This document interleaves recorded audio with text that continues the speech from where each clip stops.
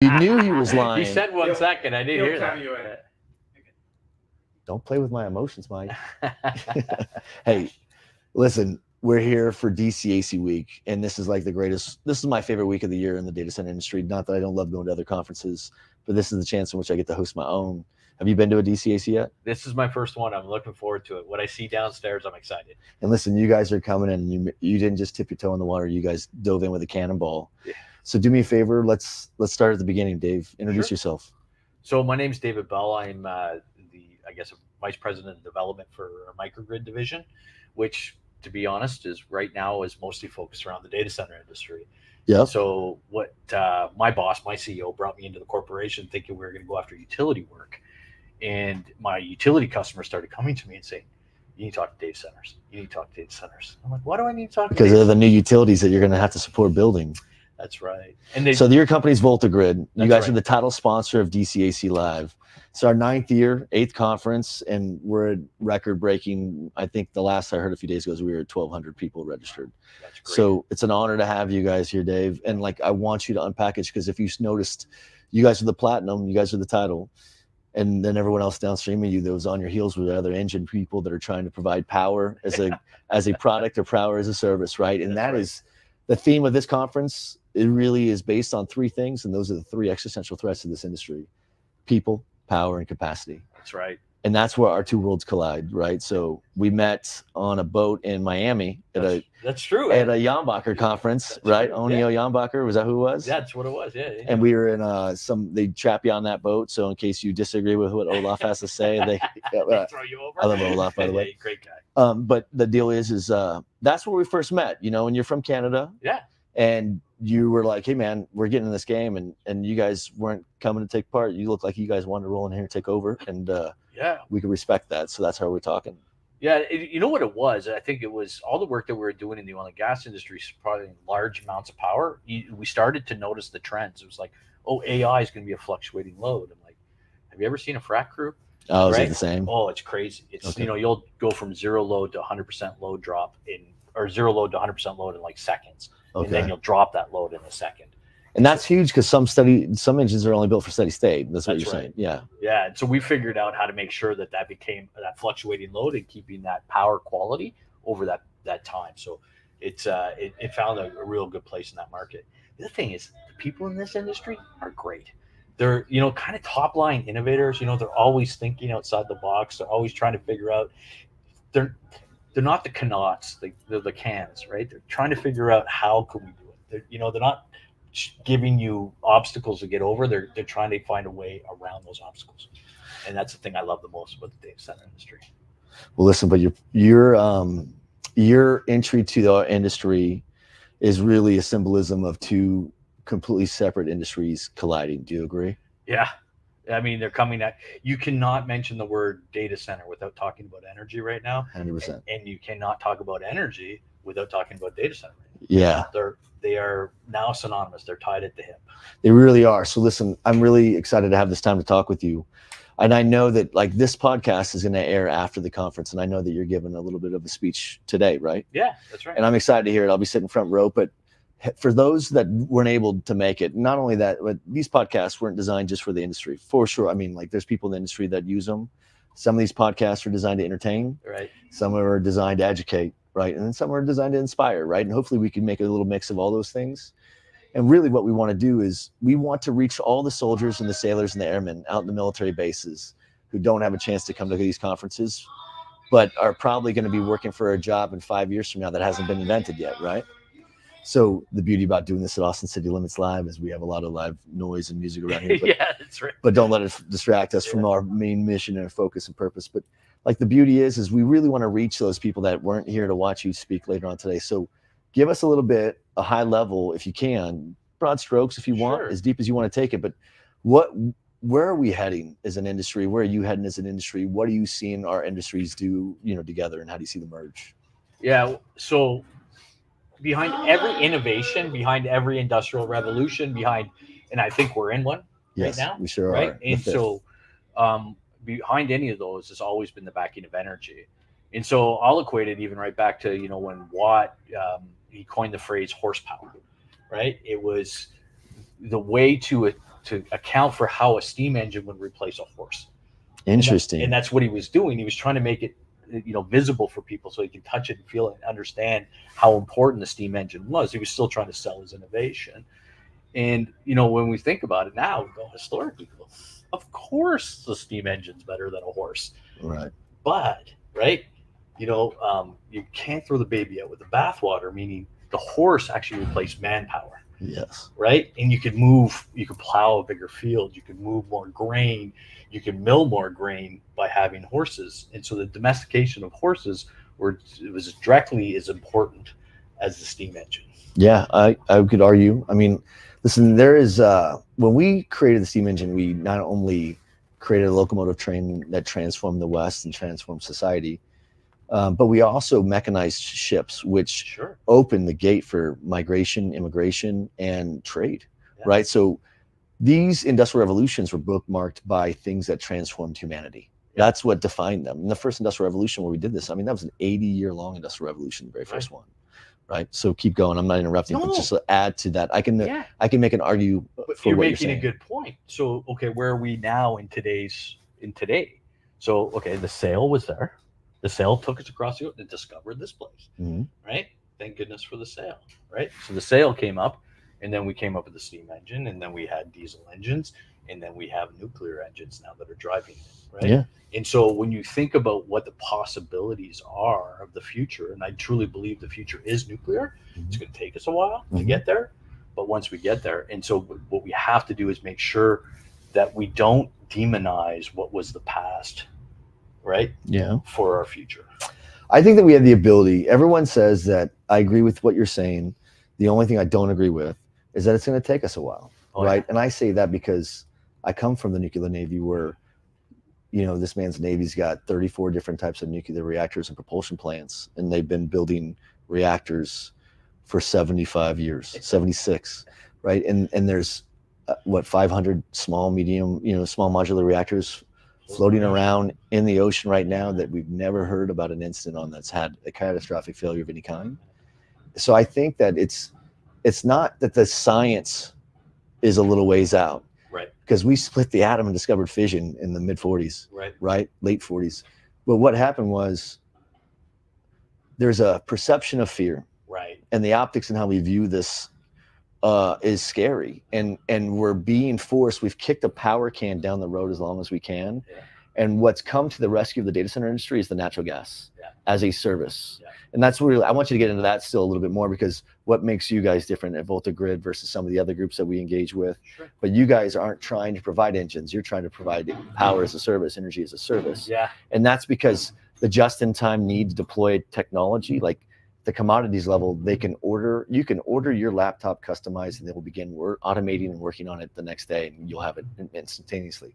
Data centers, the sky for the cloud and the home for AI, take months to build, and then we're having to look so far down the future now to what we're doing, that energy used to be something that was built in orbit with, because it is an adjacent industry, and it was built alongside and in parallel to the product. Now the energy that's served with the product itself is the product.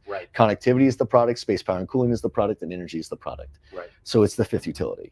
So as we talk about this, where do you see natural gas playing? And like, I've read the Goldman reports, there's all kinds of stuff that talk about, we have 45 grids that need to be on the grid, 45 gigs that need to be on the grid in 5.5 years. 27 gigs, or 60% of that is natural gas, right? That's a huge market that's emerging. How do you see that playing and transforming what we're doing? Well, I mean, I keep saying it, and my people are probably bored of listening to me. I said, but you have to stop chasing the electron and start chasing the molecule, like you said. Nice. Right? So if you remember the modern, like you know this because of your background. I'm new to the data center industry next to you, right? So I'm still learning some of this stuff.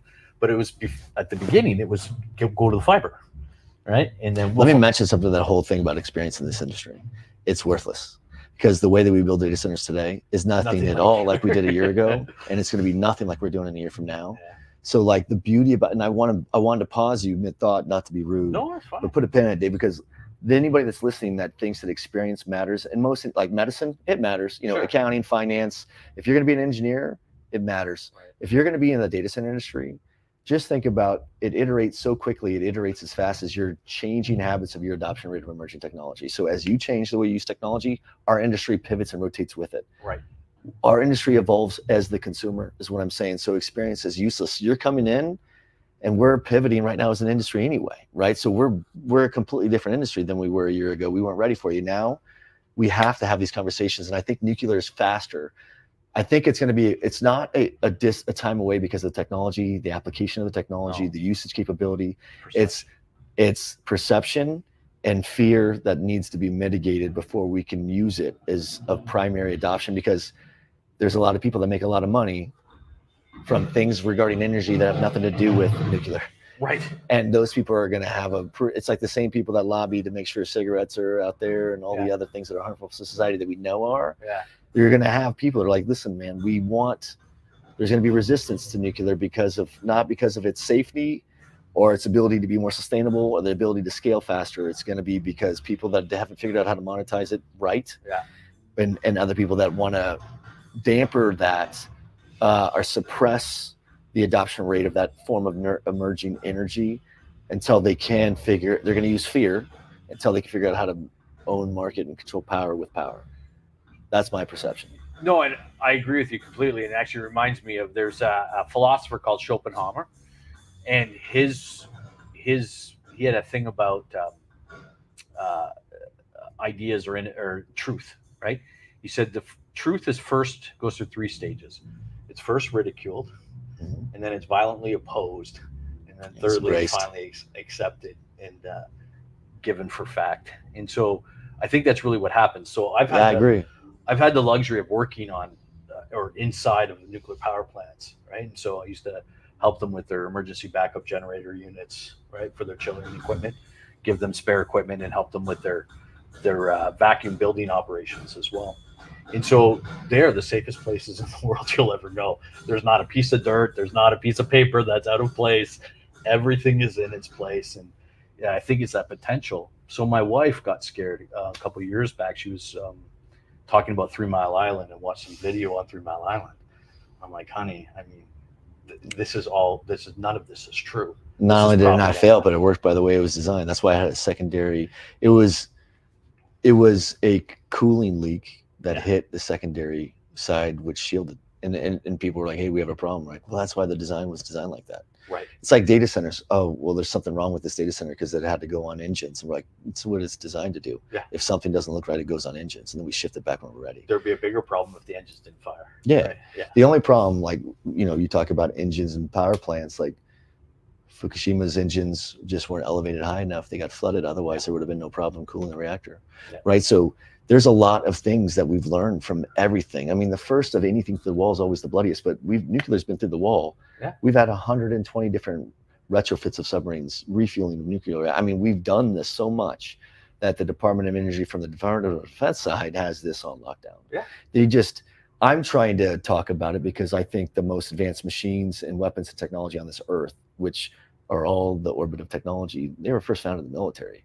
Right. So like we should be recruiting more military for this. That's why I'm talking about it in the way that I am, Yeah, no, we should be recruiting people to join the military to be trained and exposed on advanced weapons, machinery, and technology so they could later come into this industry and help contribute to what we're doing from energy.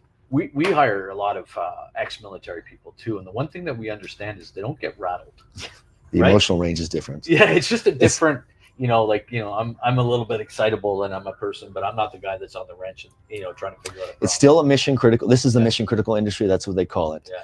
And the military is 1000% mission critical. Yeah. It's just, they measure it there in their mortality, where we're here, we measure it in our downtime of IT.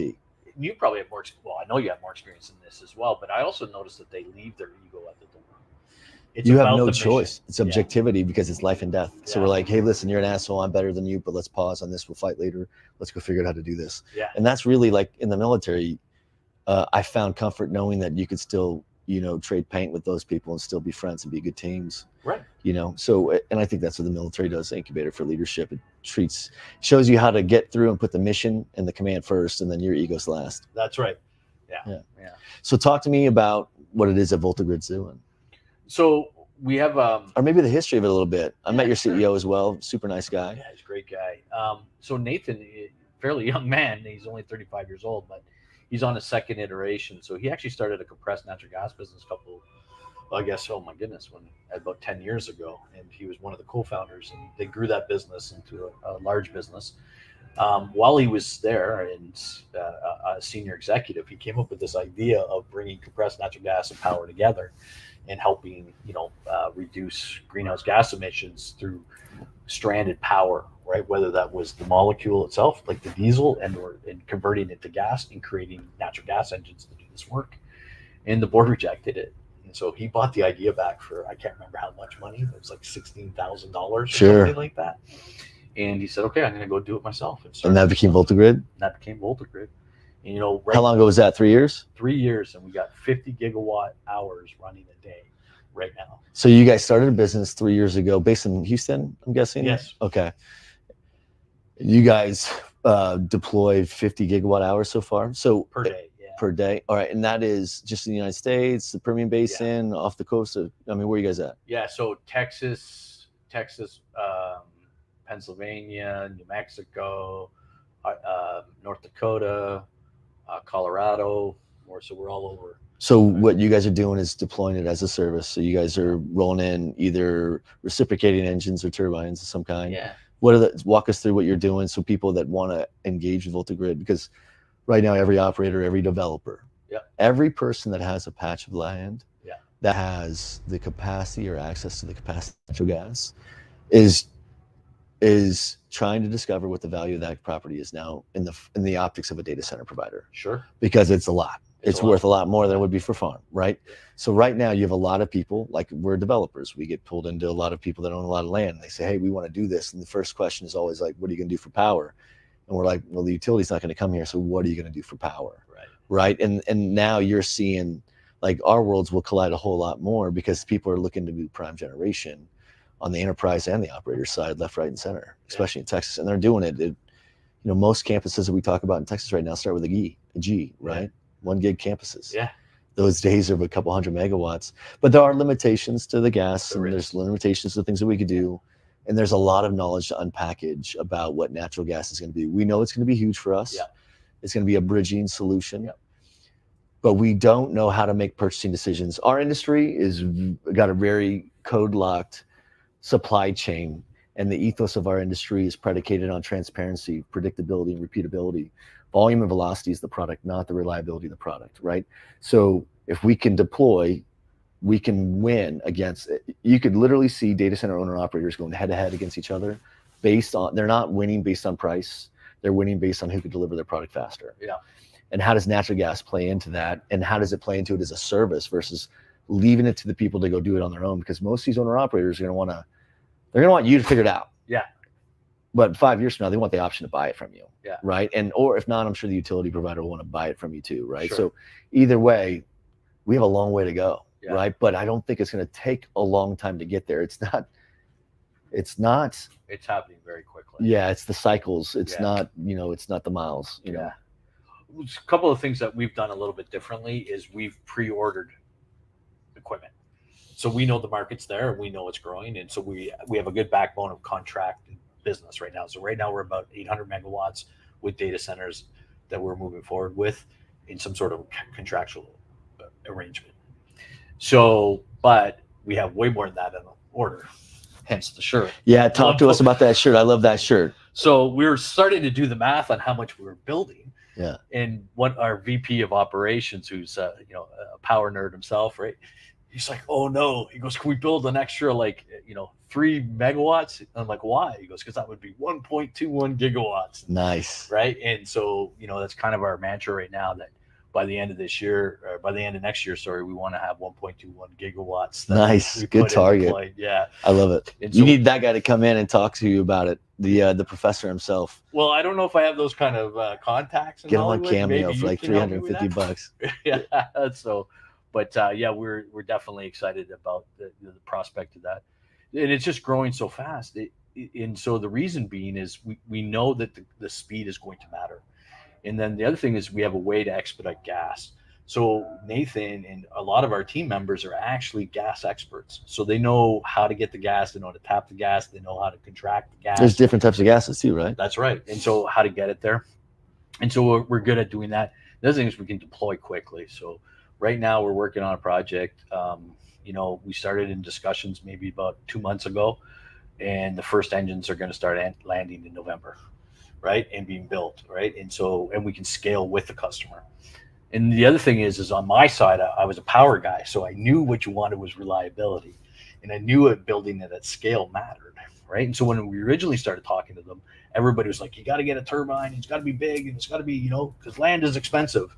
I'm like, guys, I know gas is cheap, but have you done the calculation on how much gas you're going to burn? The turbines just suck up too much if they're not steady state.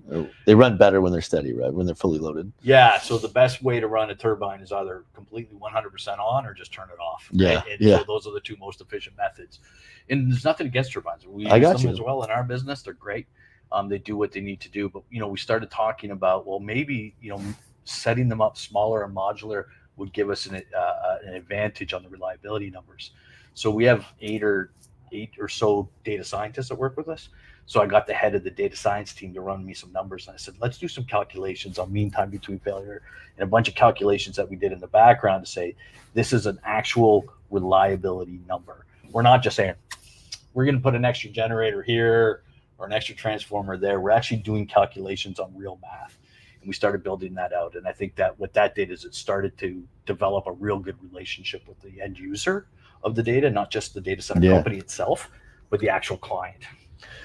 Do you see your name in this game being, are you targeting the enterprise end users more than the operators? No, I think everybody's coming to us right now because we're out there. I mean, I'm sure after this week, we're putting on a pretty big splash here. Yeah, you guys are cannonballing here for sure. And you guys will definitely get the credibility. There's a lot of visibility from the show for sure for you. Yeah, and I think we've been getting a lot of interest from a lot of different people. And it's a collaboration. That's one thing about data center industry that's different, is there's a lot more collaboration than I think people give themselves credit for. And I love that idea. I get a call from a guy, and I won't say his name, but I'll spare him. He'll just call me up with an idea, right? And he works for one of the big players, and he's just like, I was thinking of this. What do you think? And we just hash it out for about 50 minutes. It's like, hey, I got to go to a meeting. And he hangs up, and that's what I'm saying. People are trying to figure out the capabilities and limitations of the product, the reliability of the supply chain. There's blind spots to everything, right? And until people start being transparent and telling us what they are, so we could kind of engineer our own workarounds around them, it just takes time. It's like it's just human nature for people to take time to figure out what they want to do. But right now, there's so much pressure on these operators to nail down their VMI strategy, specifically around primary now, that they can make a really bad decision if they have the wrong agent, and they could go $45 million the wrong direction real fast because they just they didn't understand it well enough. And it really is a whole nother industry. And it's not like, there are things in certain industries that matter. Experience matters. The way that you guys your industry is very mature. It's been around for a long time. It's got ethics, it's got policy makers and governance. It's heavily regulated. Our industry is in its infancy. Yeah. Hasn't even been taken mainstream yet.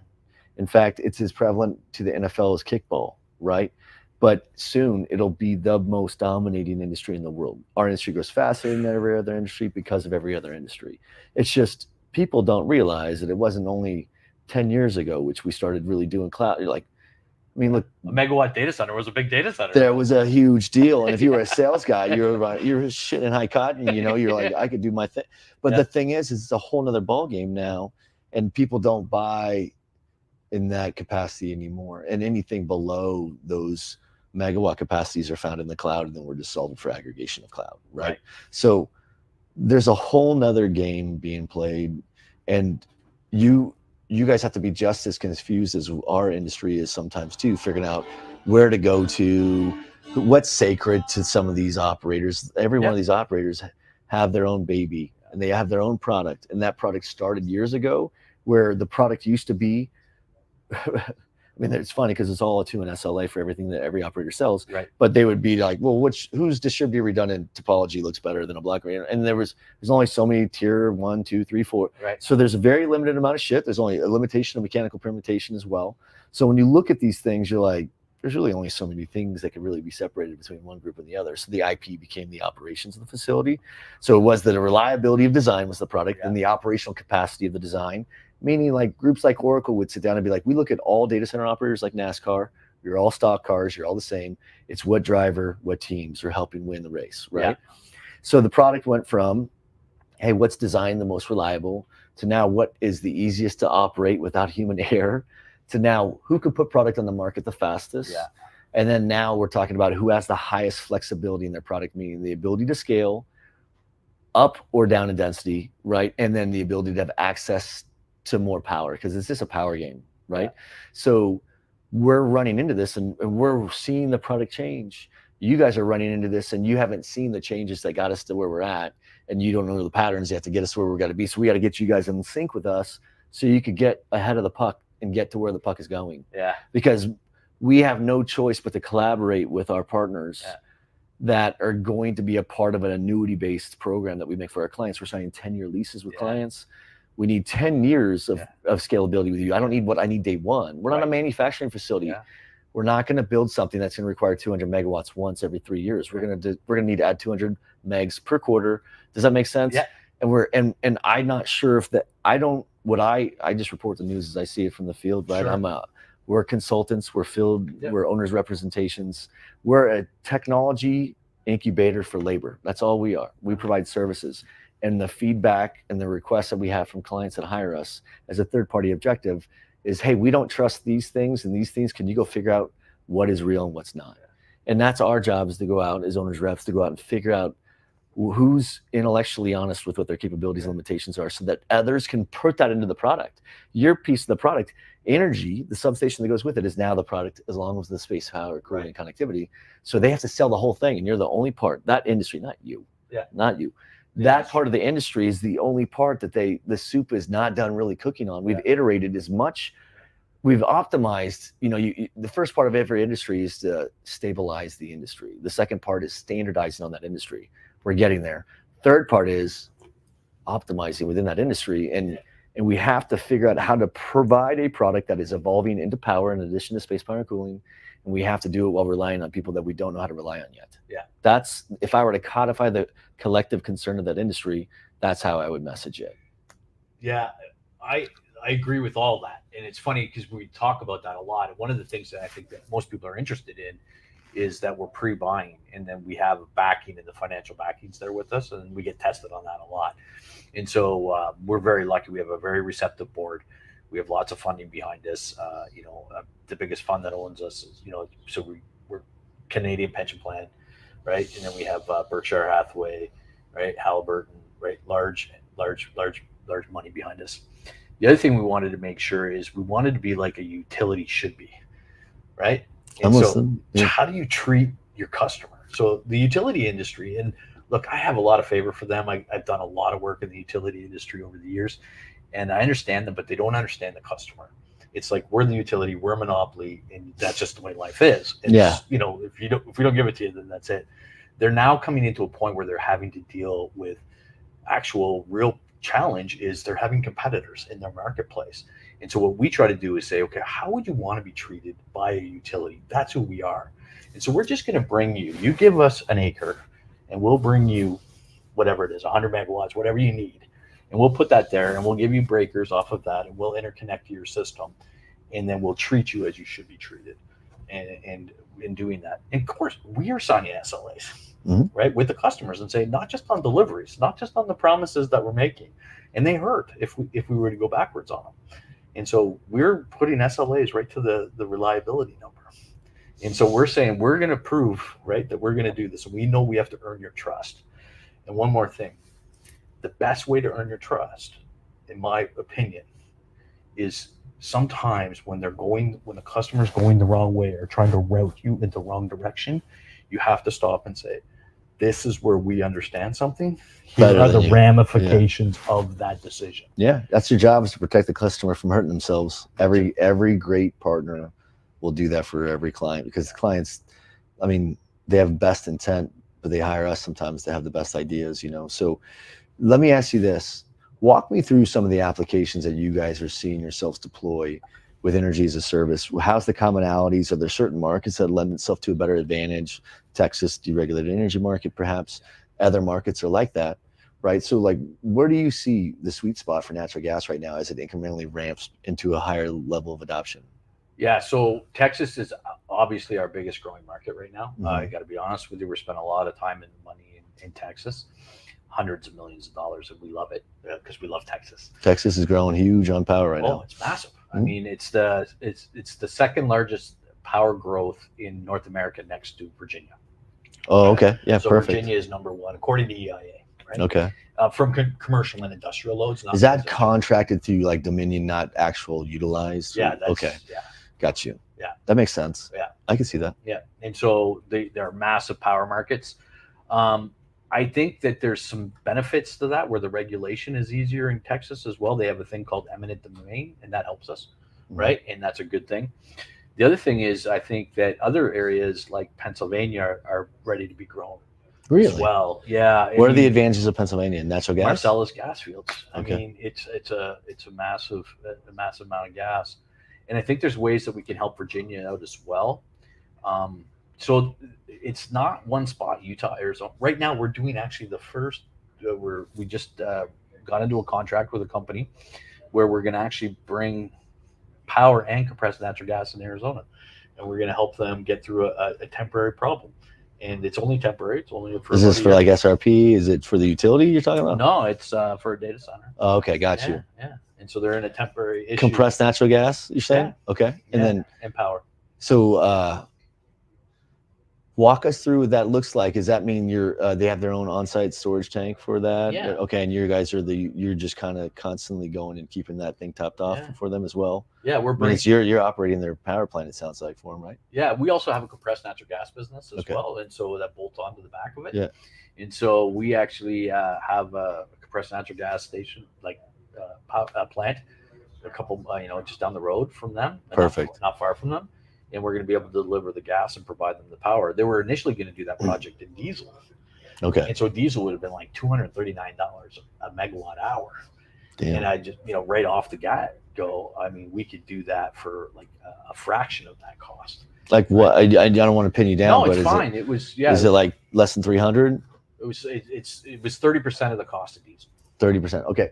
So it was 30%. So 70% reduction cost. Are you seeing these data center operators using natural gas in place of the backup diesel engines, or are these primary engines only? It's a great question.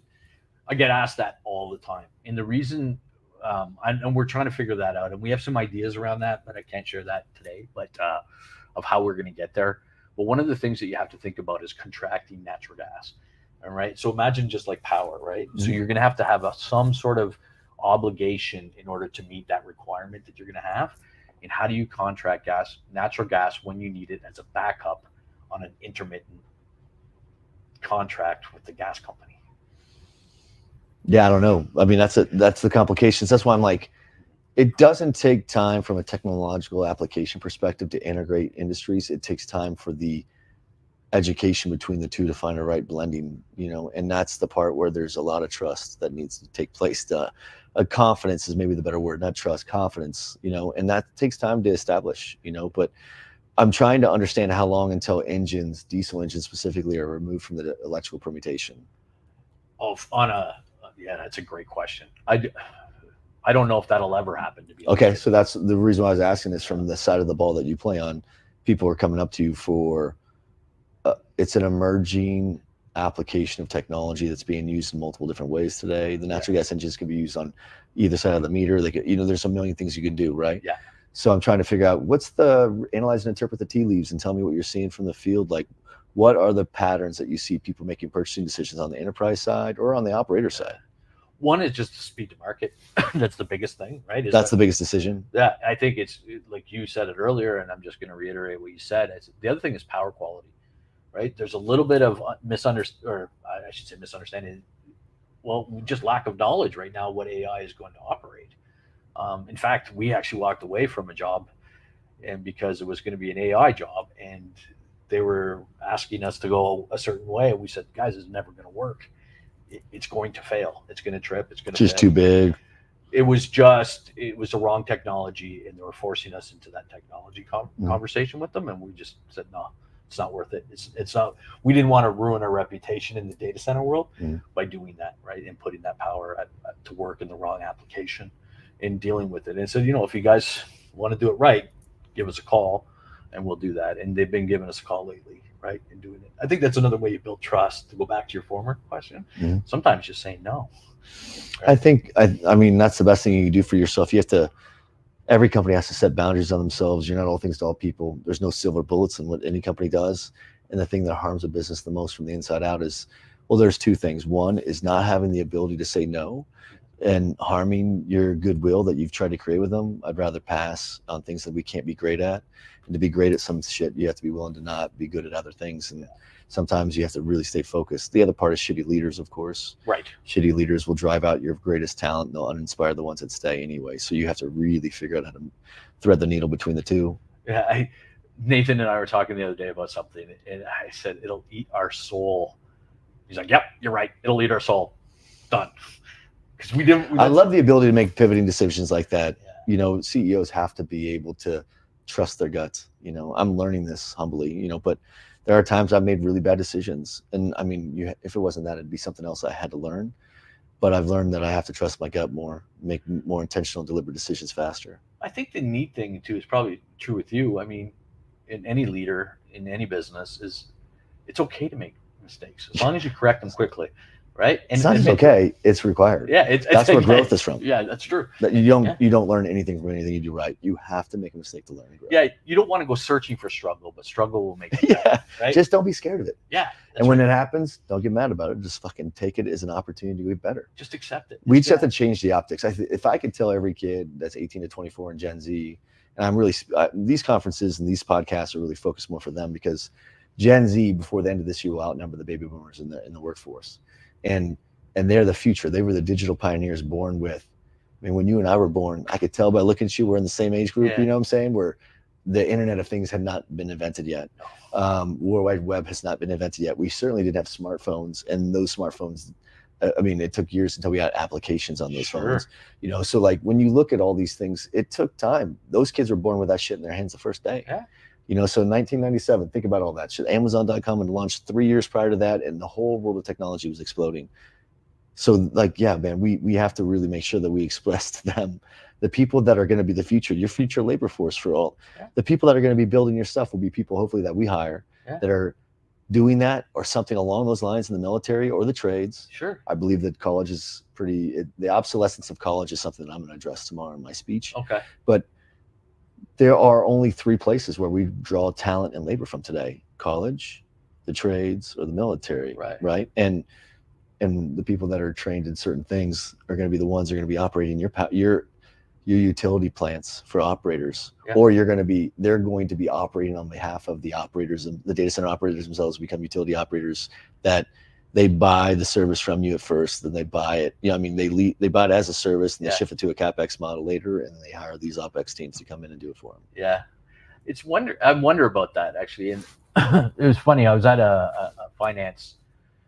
Data center financing thing, and multiple CEOs came up to us and said, we don't want to own this stuff. It's a depreciating asset. And they don't know about it enough yet, but they want to have the option to be able to own it in 5 years from now. They don't want to own it now, but you're wrong. I mean, just so you understand, you have to look at the patterns, and you weren't here when the patterns happened from, there used to be this thing called retail co-location. Can you believe that shit? Yeah. Cloud blew that up. Yeah. I mean, but before that, you had carrier hotels, retail co-location, wholesale. Now you have carrier hotels, cloud, or wholesale data centers, and guess where the cloud goes? Into a hotel data center, right? So the thing is the pattern then was a lot of those retail colo providers that became cloud providers were leasing space in wholesalers at first. Yeah. I mean, even wholesalers. CyrusOne was leasing space because they were started as a retail colo provider, meaning more than 75% of their revenue in the early days came from retail colocation and connectivity. When they shifted with their clients and started building more enterprise hyperscale, then the volume and velocity shifted with the primary line of business they used to generate revenue, and that came from the wholesale side.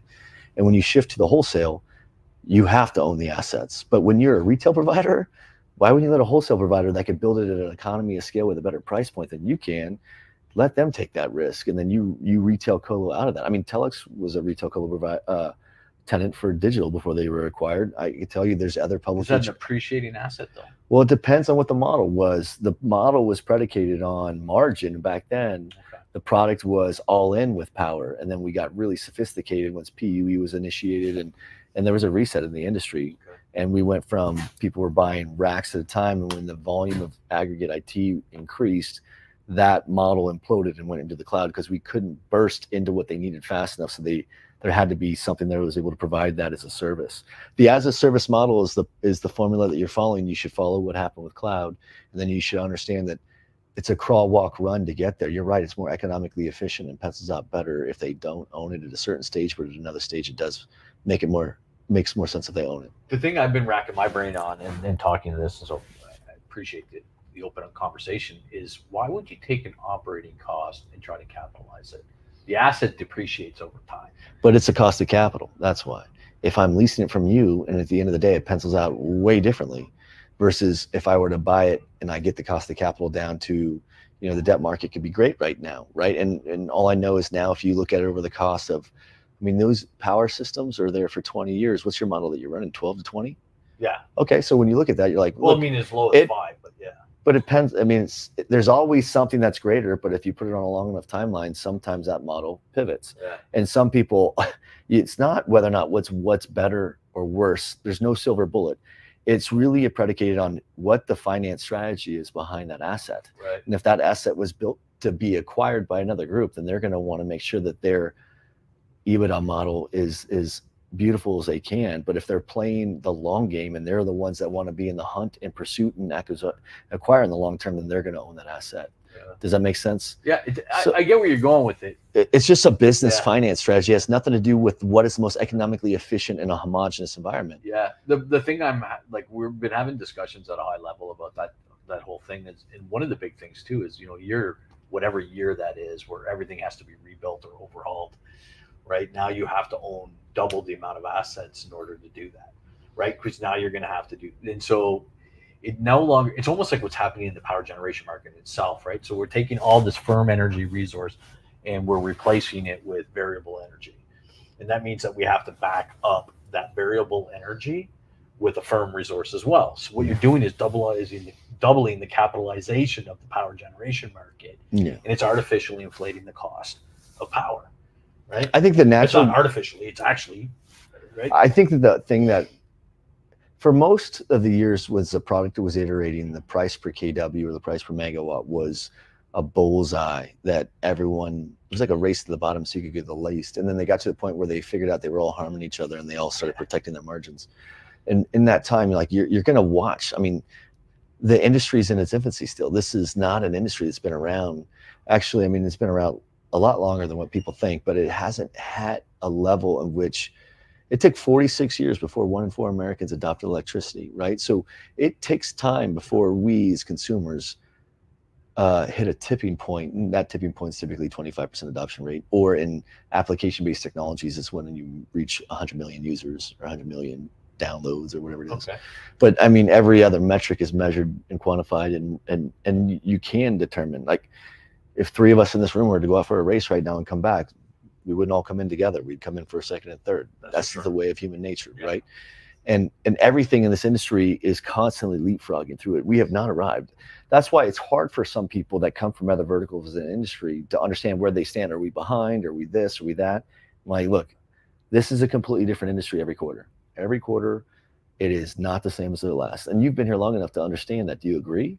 Yeah, no, I do see it. It's changing and evolving. It's almost like shooting. I'm a bird shooter. If I don't lead it by enough, I'm never going to clip it. I have to shoot so far ahead of some birds sometimes. Yeah. But most people are just aiming at the bird. By then, the bird's over there. And that's how Wayne Gretzky. Yes, he goes to where the puck is headed, right? And that's what we're trying to do, right? And I think the industry is trying to collectively align. This is just a collective, right? Where this is a light where I'm going to have a homogenous environment where there's going to be people that are going to say, what you're talking about is the only thing that matters. There's going to be people that be like, we're going to still deal with hydrogen or, you know, solar or wind. And, you know, and there's going to be people that are like, you guys are all idiots if you're not talking about nuclear and only nuclear. So like, this is the philosophical religions of this industry. And until we can provide an environment for a greater exchange like this, we're never going to advance the industry forward. That's the whole reason why I created this conference. It wasn't to make money. This is not what I do for a living. I wanted to see a greater disruption and change to where people like you from your industry that understand how to analyze and interpret those trends can engage with people like me from this industry that do the same. And we could figure out how we could align ourselves in cadence with each other, because the only thing that matters is providing the greatest value of service that we can to our clients. Period, full stop. So we can't do that tripping over each other. We have to figure out how to engage. And that's going to take time. And that's going to take these conferences and these podcasts and people that can unpackage them and understand what matters. And I think we also can't get lost in the what. We have to also realize every once in a while, the why. Yeah, I agree with that. And so, you know, actually I'll be talking at the talk. So about Gutenberg and the creation of the creation of the printing press, right? But nobody talks about Fust and Schopenhauer. And Fust was the guy that backed the money. He gave Gutenberg 800 guilders, right, to do this. And Schopenhauer became his first apprentice, right? And actually became the king of publishing in the world, right? And so, but what everybody thinks about Gutenberg is he created the printing press. That's true, but really what he did was he democratized knowledge. He democratized information that could be turned into knowledge that could then future be gained as wisdom. He made it available to the world. You know, you could buy a book because you could afford it by decreasing the price. And that's really what data centers are doing. Yeah. Data centers are providing the ability to find the information that you need, aggregate that information into knowledge, and you can do with it what you want, right? And then you can do it. And that's the reason why I think it's so important that the focus on whether getting to the energy to it, whether how we build it, how we sustain it is so very important. I agree. And I know we ran over a little bit, but like, this is conference day. This is day one of conference. I know you have a big speech. I want to give you back some gas so that you can get your gunpowder right, you know, because you're going to be kicking it off. Let me say this. It's an honor to have you guys sponsoring, being our title this year, because the entire 1/3 of this conference is focused only on power. As you can tell, an entire day is dedicated just to power, actually. And then the rest is based on the industry and technology itself. And the other part is really based on humans, you know, the social dynamic. That's why I have multiple power groups coming here. I have incredible technologists. I got the chief data center technologist for all of NVIDIA coming with Vincent. And in addition to that, I have he's our modern day Leonidas. His name's Mike Sorelli.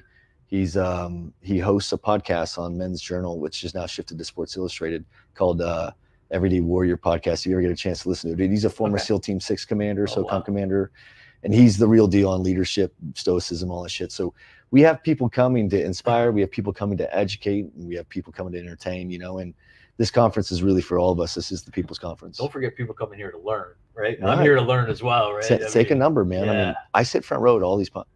I try to put people on stage that I feel there's a blind spot in the industry for everybody collectively, and we all collect. Like I tell all the speakers, and I'll mention to you, is no one will ever remember what you told them, but they will remember how you made them feel.